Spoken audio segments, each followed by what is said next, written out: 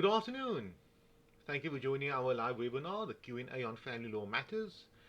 Um, it's always exciting to be able to interact with people, especially when it comes to problems, and hopefully you'll be able to resolve their problems. So you will assist them in trying to resolve their problems. And the beautiful thing about family law is, and any problem that you may have, is not indefinite. So, whatever issues you may have, difficulties you might be going through, remember that, with time things get better. But nonetheless, my aim today is try to resolve whatever problems you may have. So we started a new platform since last weekend, Thursday, whereby you can pose questions before the time. You email it to us. We respond to you, telling you we will be dealing with your question the next day or the following day, depending upon when you send us your question. If you send a question to us, for example, like now, we will deal with it the next day. If you send it to us, for example, the evening, later evening, unfortunately, we'll only deal with it the following day, because during the late afternoon, we send you the details for the next webinar, the Zoom details, and so on. But nonetheless, there are various platforms you can make use of. You can join us now live via Zoom, and I'll be able to interact with you immediately. Or you can join us in a different format via Facebook Live, the Advocate Mohammed Abduroaf Facebook page, and you can type a question, whatever the case may be, and I will deal with that. But we have today 7 questions that were posed to us yesterday or the night before, and I would like to deal with those today. But before I move on, a person has posed a question. That person is with us live via Zoom, and I would like to deal with that question first, just to be fair to everyone. And it deals with issue concerning whereby a minor child or a child is now 18 years old, a major, but before the child became an adult, there was a maintenance order in place, ordering the father to pay the maintenance to the mother. So what happens then? Now the child's an adult. Do you still pay the father? Sorry, do you still pay the mother directly, or should you pay the father, or can the father pay the child directly, and so on? Okay, so with me, I have the person online. Are you still with me via Zoom? You're welcome to add additional comments, engage with me, and I'll be able to assist you. The person on Zoom, you're welcome to go ahead. Thank you very much, Advocate Abduroaf. You're welcome.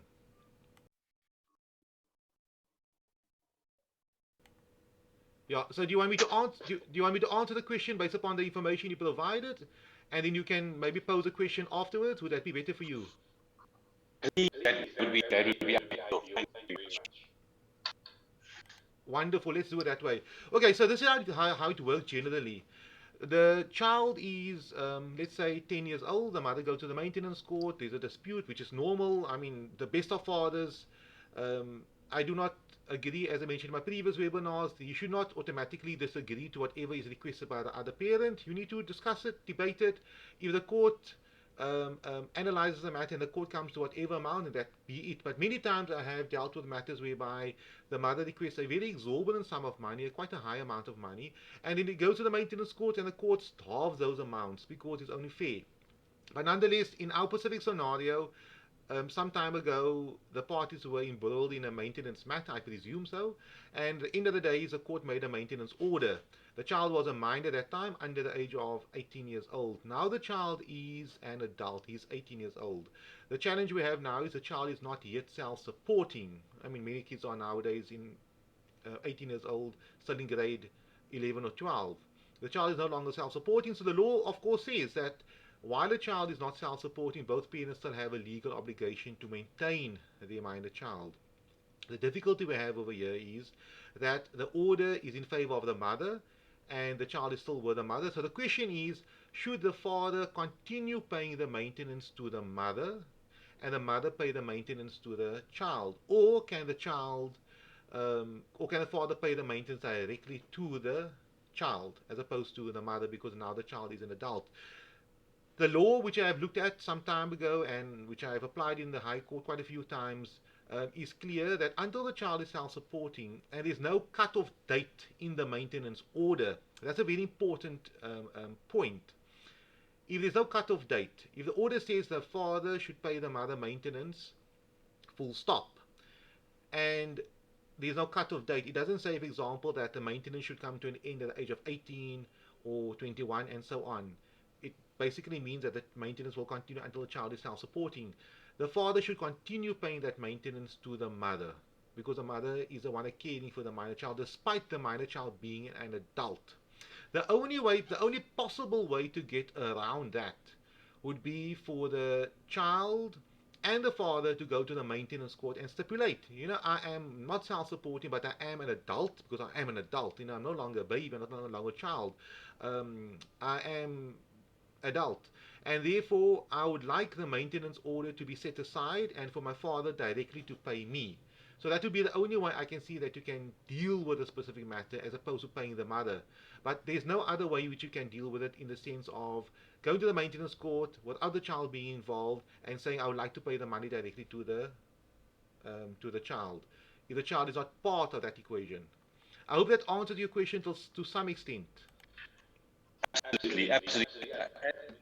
I just wanted to clarify that there's no dispute from my side that maintenance must continue. The query is how do we cease paying to the mother, and so that she's not in the equation anymore. But he answers the question, so ultimately he would have to be involved, and he would have to make an appeal to the magistrate to set it aside. Yes, that's exactly what I'm saying, because he is an adult now, so he can decide.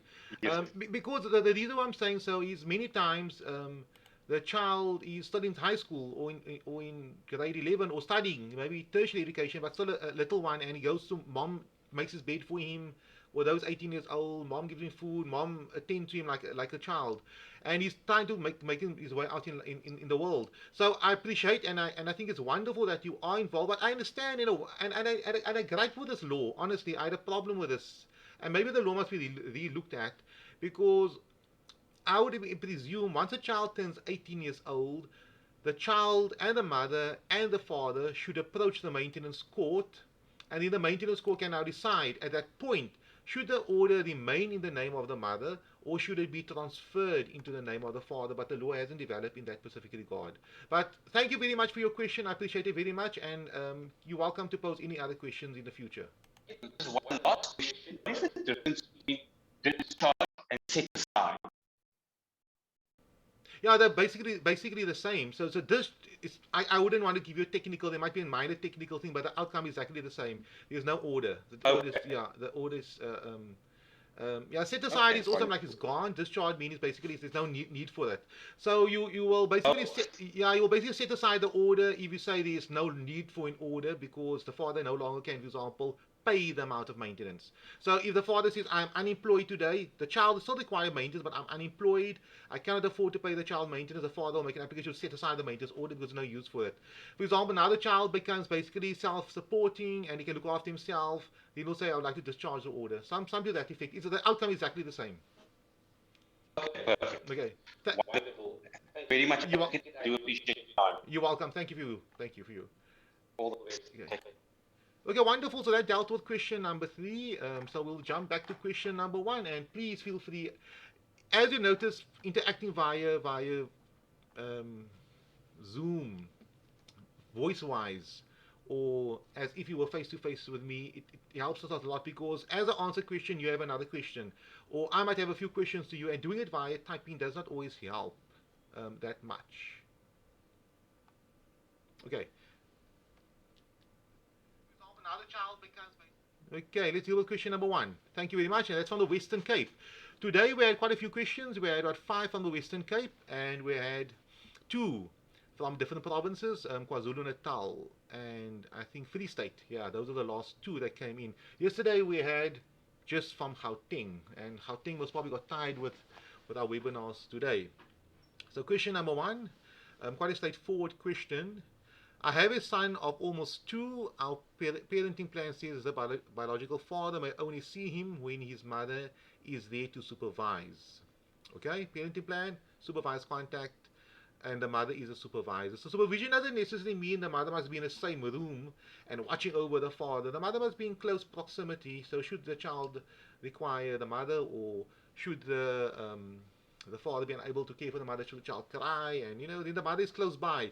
But supervision doesn't mean the moment the father does something wrong, because how will the father know on how to, or learn to be able to interact and engage with a minor child if he doesn't get that opportunity. So if the child does cry initially, the mom must stand back, give the father some time, give him some space to figure out how to pacify the minor child and so on. But the child is almost 2 years old, so it's quite young. But the parenting plan says that contact should be supervised by the mother. The question is, am I allowed to say that he is not allowed to pick my son up without her? So, presuming collecting the minor child without the mother being present. May I get a passport for the minor child? So that's the second question, okay. So, if the contact, if the order says, the parenting plan says that contact must be supervised by the mother, then of course the father cannot collect the minor child and be alone with the minor child, driving around to whatever place without the mother being present, because the order says it must be supervised by the mother. So that is it, and I cannot take it anywhere further. The next question is, may I get a passport for my son when he has my surname, or do I need the letter from the biological father? Father is not mentioned in the birth certificate. Okay, so the child has the mother's surname, and the father is no longer in the birth, is not in the birth certificate. Now, that is not a requirement for guardianship rights. In terms of South African law, both guardians must consent for a minor child's application for a passport. Section 18 of the Children's Act. Simple, clear as that. However, you have to be a co-holder of parental rights and responsibilities of guardianship. In this specific example, clearly the father is involved in the child's life. He has supervised contact. So I cannot argue that the father does not have parental rights and responsibilities over the minor child, or guardianship. He's involved in the child's life. So therefore, under these circumstances, based upon these 4 lines of data I have over here, in that specific scenario, I might be totally wrong. There might be other facts. There might be certain reasons why contact is supervised, etc. But generally, the father's consent would be required for the minor child application for a passport. I hope I answered that specific question. That will be the easiest way to deal with the matter, because the Department of Home Affairs will ask you, where's the father? And now you come the long story, X, Y, and Z. Let him be there. Let him give the necessary consent. Question number 2. Have a court order for 500 rand a month, which is more than 10 years old. Father agrees to pay school fees, but he fails to do so. School now sending me letters. Do I go back to the court for an increase? Yes, simple as that. You go back to the maintenance court. And my advice to you is, if you have spent much more than 500 rand per month on the minor child, and the father could have afforded to pay much, much more than that, for argument's sake, let's say the child cost 2,000 rand per month, and the father could have actually afforded to pay more than 500 rand per month, and it sounds fair, logical, compared to your salary and so on, then I would ask you to approach a maintenance court, asking them to backdate the maintenance order. So that is possible. The maintenance courts do not like doing that. It's a bit complicated, because how do you work out backdated maintenance, or backdate the amount? But it's possible. So, but the bottom line is, your question, go to the maintenance court as soon as possible. At least change the order going forward. The third question we dealt with early on. The questioner phoned in via Zoom, and that has been resolved. Okay. Let's deal with the next question. Question number 4 from the Western Cape again.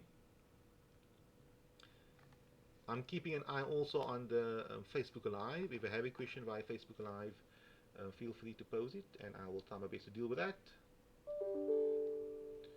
Yes, I see we have a comment over here from Facebook Live. This is a very informative question and answer. Thank you. You are totally welcome.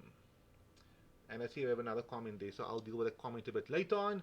Please feel free to post your comments on Advocate Mohammed Abduroaf Facebook page. Let us deal with question number 4. Thank you for question number 4. What recourse do you have if the father refuses to swap visitation due to non-negotiable appointments? In this case, the appointment was caused by the father.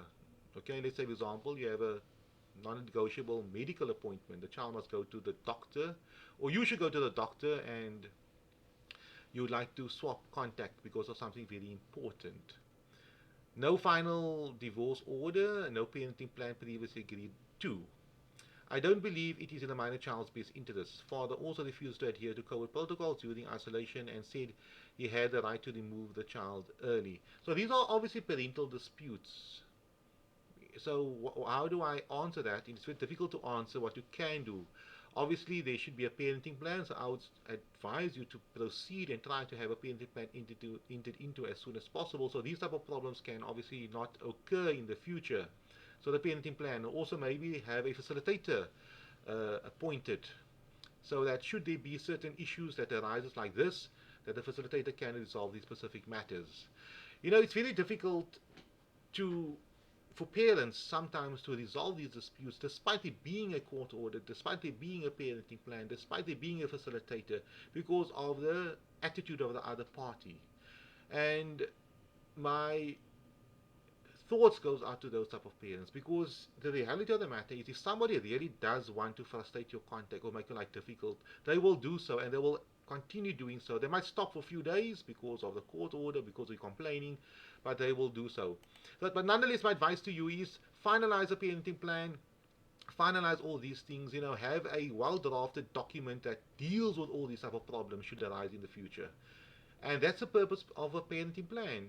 A plan on parenting the minor child going forward. That is your plan. Each family is different. All circumstances are different. We all know that. That's how it is. One child might be 10 years old, but the father might be doing this work, the mother might be doing that work, he might have a sister, might have a brother or not. Another child might be a single child, and the parents might be, people that travel the world all the time. All dynamics are different. So when you have disputes or issues, the plan that the parents have, the parenting plan, needs to be unique to their specific situation. Okay, I hope I answered that question. Question number 4 from the Western Cape. Question number 5 from the Western Cape. Okay, spousal and child maintenance non-payment advice for court date on November 24. That's coming. Have excess bank documents showing money is hidden in another bank account, falsifying his personal bank account with narrations that even though in his bank portfolio says that account are not his, and the lies goes on. Okay, so I think that's more like a statement. What do you do? Spousal and child maintenance, that's the comment, the opening comment. Okay, what advice can I give you? I do not specifically know what the question is or what the problem is, but you need to expose this to the maintenance court. Remember, a maintenance amount that the party must pay is based upon the facts of that specific case. You cannot argue to the maintenance court that the father or the mother earns millions of rands and despite the other party disputing it. So the father says, I'm not earning so much money. Whose version does the court take? Your version, where you're saying, I believe he earns thousands of rands, but I do not have the proof thereof, or the person who is being accused of earning thousands of rands. Of course, they'll take that specific person's version, because when the magistrate or the judge sits down and he gives a judgment and he gives an order stipulating that maintenance is 500 rand per month or 1,000 rand per month, he must justify that decision, and it must be based upon factual information that was presented to him. It cannot be presented on hearsay, on conjecture, on speculation, and so on. You cannot do that. Therefore, in this specific questioner's statement, I will stipulate, great, wonderful, you have bank statements. Show that to the maintenance court. Prove to the maintenance court that money is coming in. And that is how you're getting the maintenance amount you are requesting. I hope I answered that question. Bottom line over here is present your information, get data, and show it to the maintenance court. Okay, question number 6 from the Free State. Welcome, Free State. The question is as follows. My son, 7 years old, autistic and ADHD, claims that the father's partner hits him when he visits during June holidays. When I ask the father, he is defensive and not willing to get to the bottom of the issue. I believe my son because he told me that the partner changed TV channels while he was watching. He threw a tantrum and she slapped him. He does not express himself well, and Daddy does not give himself time to understand him, nor even spend time with him during these visits. What should I do to protect my son? Okay, that's a very difficult one. Easy to answer maybe theoretically, but pragmatically it might be a difficult scenario, because here we have an issue with a child that has these challenges, and we have parents or partners from the other parents that does not appreciate and comprehend on how to deal with this, because every child is different. Each family unit is different, and we need parents to act as parents and be able to be mature and deal with these type of things in a very mature and a logical fashion. So therefore, we expect the new partner to appreciate that the minor child has these challenges, and he or she must be able to have patience with it. And also the father, when he is exercising contact, he must be able to, engage with the minor child appropriately, and also to assist the minor child in enjoying the stay at his specific home with his new partner. But this is my advice. This is the only possible advice I can say, because if you're feeling that the father is not doing what he's supposed to do, this matter must be addressed. And usually these specific problems are addressed in co-parenting meetings, or co-parenting, not meetings, co-parenting sessions, where you speak with an expert, where the mother sits down with a professional person, and this professional person listens to the mother's issues. This specific professional person listens to the father's responses thereto, and maybe also listen to the to the minor child, and see what the minor child has to say, and we can get to the root of the specific issue. Maybe speak to the step partner or the new partner as well. Find out what the problem is and how we can resolve it, because these issues won't be resolved from distance. Where the mother is at her place and she hears 2 days later that this happened, and she does nothing about it, and the father and the new partner is there. No one is sitting on the same table and working out how can we resolve this issue. Maybe the new partner does not know that the minor child has certain challenges. Maybe, I do not know. Maybe the father does not know how to deal with this. Maybe the mother is listening, getting information from the child, but it's being exaggerated, etc. I do not know. But where I'm going to with this is, the parties need to sit down with a professional person and saying, we have a challenge here. We want what's best for the minor child. We want the minor child to have the best of everything, and the best of parents and step parents, whatever the case may be. But in order for that to happen, we need to sit down on the same table with a professional person and try to resolve it, because everybody wants what is best for the minor child. That's what we are here for. Step parents, wherever you are, but people have certain personalities, and people have certain temperaments, and people can only deal with matters at a certain point. But with outside help, you might be able to do so. If that does not help, mom, Free State mom, then unfortunately you must make a decision. Am I limiting contact with the father, with a minor child? No longer holiday contact, maybe limited contact, less contact, and so on. But you'll have to make a decision where that is concerned. And ultimately, if it cannot be resolved, the matter will have to go to court, and then the court will have to make a decision as to what is in the minor child's best interest.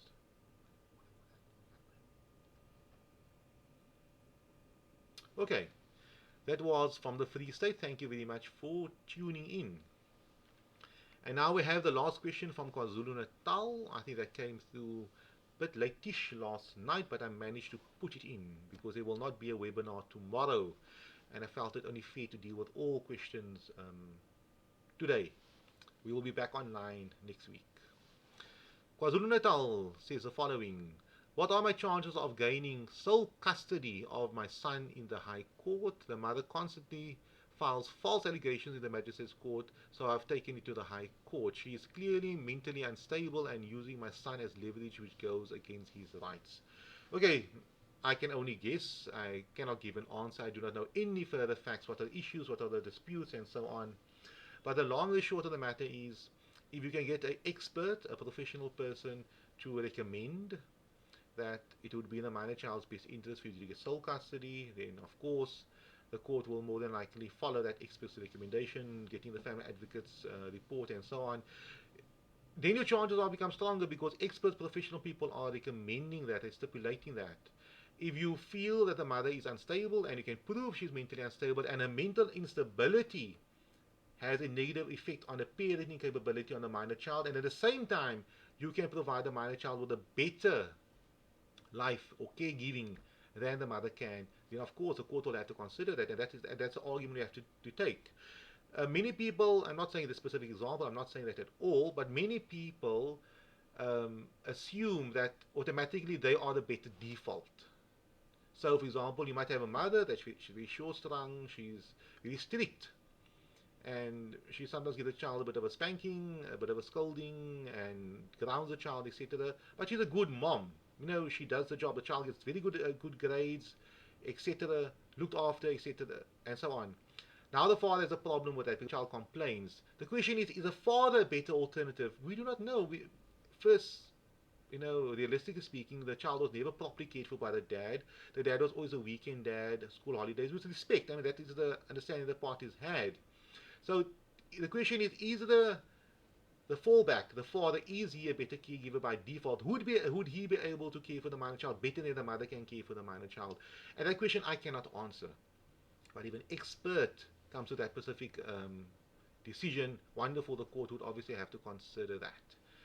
So that's from KwaZulu Natal. Thank you very much for that. And that's the seventh question. If I counted, we had quite a lot of questions for the last 4 days. And the comment I have on Facebook Live, it goes as follows. The difficult part on that mother's part is that what if the father just assumes that he doesn't need to provide for the order and there is variances? Okay, now that's a comment. I do not specifically know which question that is. It could be the maintenance one. But nonetheless, thank you very much for that comment, and we always appreciate that. Ladies and gentlemen, that's the end of the specific video. If you have any questions, please use the advocate Muhammad Abduroaf. Sorry, you can watch it there.